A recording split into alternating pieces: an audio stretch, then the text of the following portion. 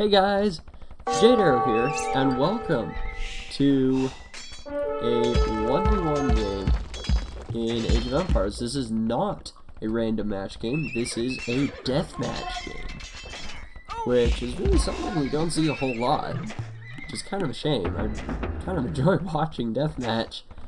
But in the yellow, we have Mr. Tempo, and in the red, we have True, and this is a Burmese mirror match.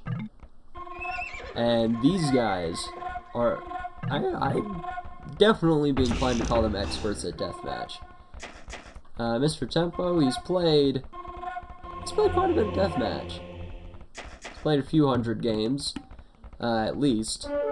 I'm not sure the exact number of how many games he's played, but I do know how many True's played, and holy cow. I was looking at this guy's profile before the game started, and man, does he know what he likes. Get this, he has played over 6,000 deathmatch games. That's in 1v1 and team games. That's crazy. That's insane. 6,000 matches of deathmatch. His random match, he's played maybe 300. And sure, that is due to the fact that deathmatch is typically shorter games than random matches.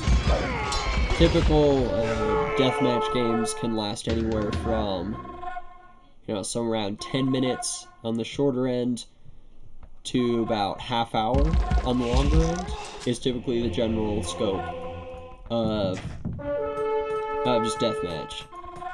How long that takes to play just one match.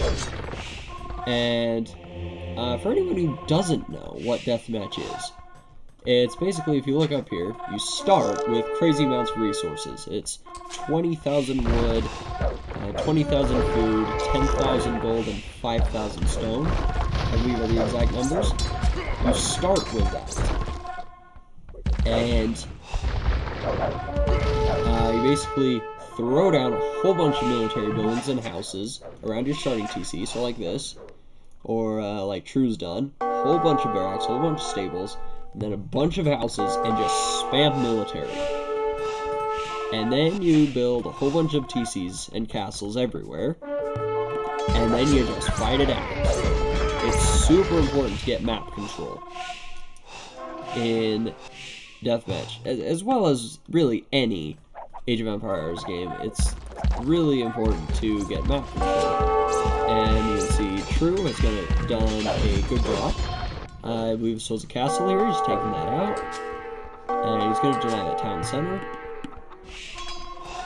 I don't know what that town center is. I really would put it like right here. And he's forced the fights to be towards Yellow's base. And this is what we're going to expect from Burmese.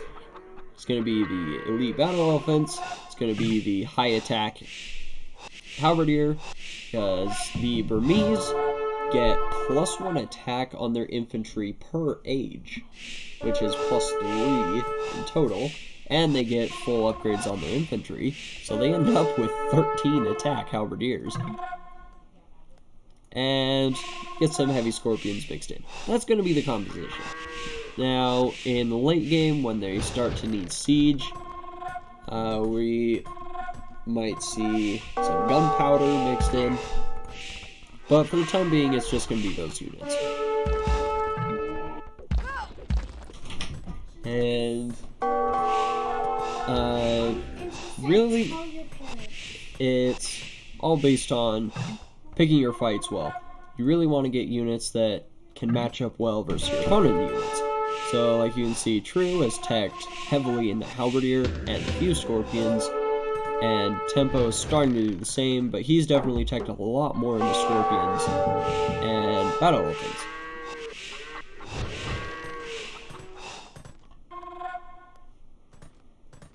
Now, the other really important thing is relics.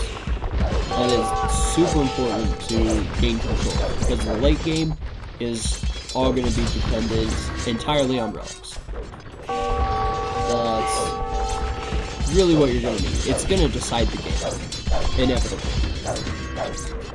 Whoever controls the relics in the late game, like 19 out of 20 times, whoever controls the relics is going to win.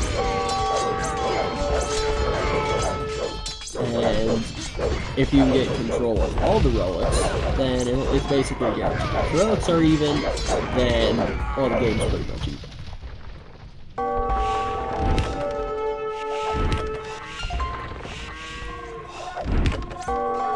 And actually, I can put the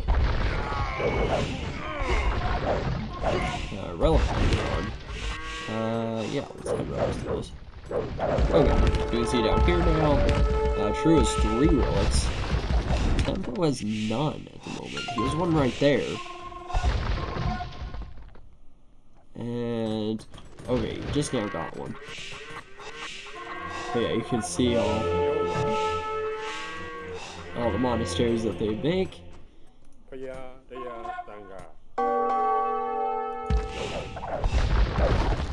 And this castle will go down for a bit. And actually Caboose at Town Center. He's trying to build siege workshops to get out some scorpions. Maybe an onager or 2 to counter these scorpions. But he's being pushed back on the side here.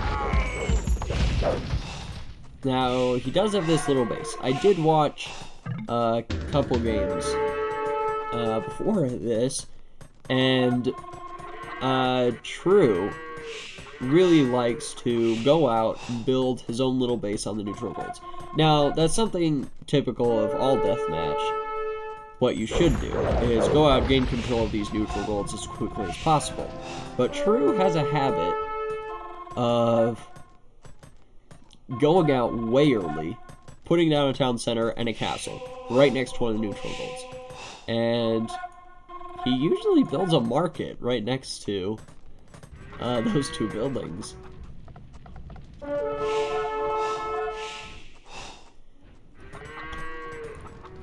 But for now, he's managed to push back. And he did end up losing that town center. But he's managed to hold on here.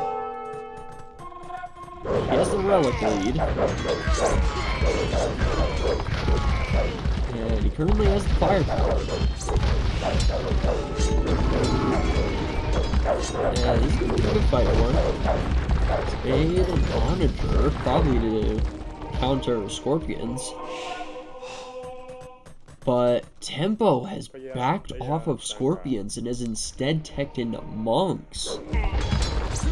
That is an interesting choice for him. I'm not sure how well it's going to work out for him.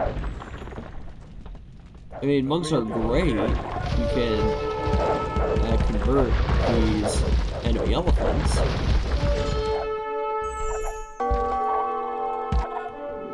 But I think True could very easily just go full into Halberdier and push that back.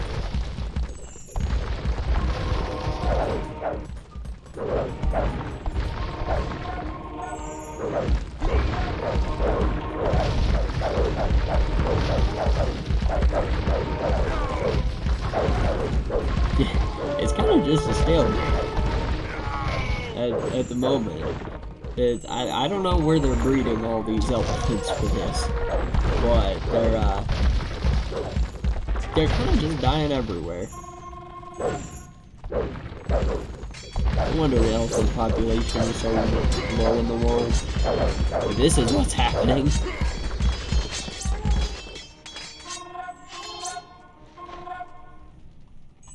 On the plus side, they do look quite fancy.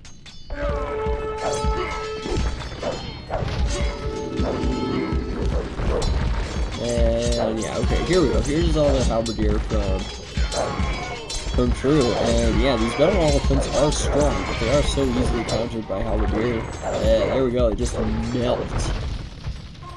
They're gone. And, okay, now Hussar from yellow. He's doesn't have a whole lot. He's definitely has resources to keep making elephants, but the Hussar will be more effective against the Scorpions.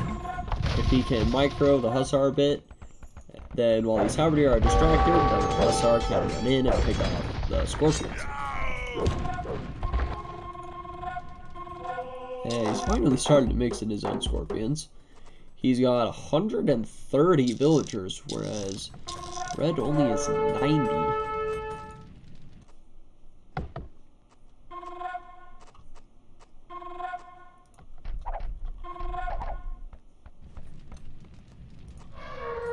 And now you gotta start mixing in siege. Either trebuchets or rams. Just try and take out castles and start raiding. And we're seeing the trebuchets come out from both players now.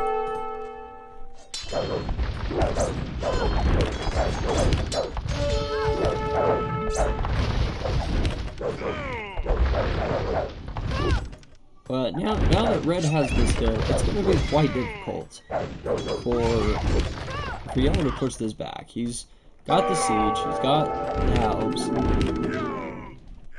The Halbs have actually run over here, and if Yellow wanted to strike and kill the siege, that would be the top.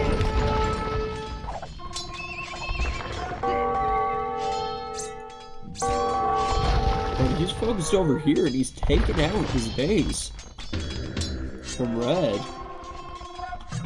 and he keeps pushing. Could end up taking out this castle and just keep pushing straight into his base. But Drew's now building a castle behind both these hills, and they're just kind of rotating here. Yellow's taking out Red stuff on the right and building stuff, and then Red's just going to take out Yellow's stuff on the left and build stuff. Oh man, the way those Scorpions are all piled up, I really want to see that. Oh, Bomber Cannon, that we can do! Oh please. Oh please let it happen. Oh please. Oh please, come on. Come on. Come on. Bomber Cannon? Take out. No. Get him. No. No. It was so perfect. And now he's gonna lose the Bomber Cannon. Great. Now he's gonna lose both of them. Well, that's unfortunate.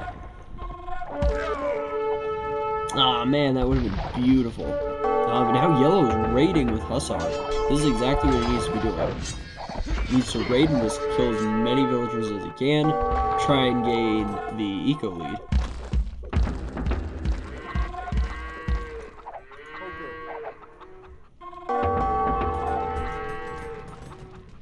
But oddly enough, the villager numbers have actually evened out. It's only an 8 villager difference at this point, as opposed to the 30 that it was.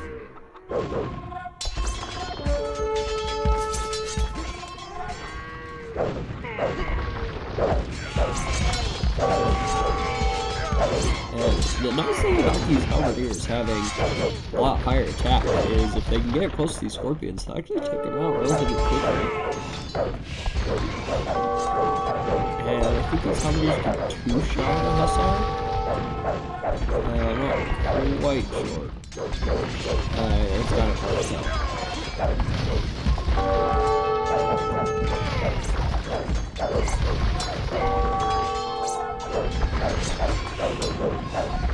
But what's cool about the Burmese infantry, the Halberdier are actually the highest attacking pikeman unit in the game. There's obviously everybody knows about the Aztecs with Garland Wars adding +4 to infantry.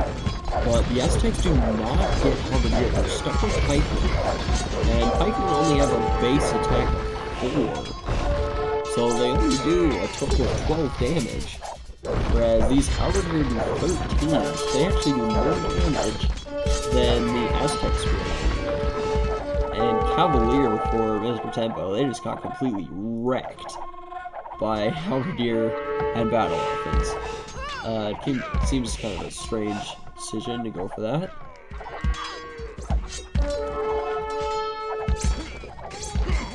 The champions for Burmese only have one less attack than the Aztec champion do. So they're actually quite strong. I definitely think the Burmese infantry are underrated. I think everybody thinks that the Aztecs have crazy infantry, the Goths have crazy infantry, but I think everybody tends to overlook the Burmese infantry. They have champion and Halberdier, and they do crazy attack.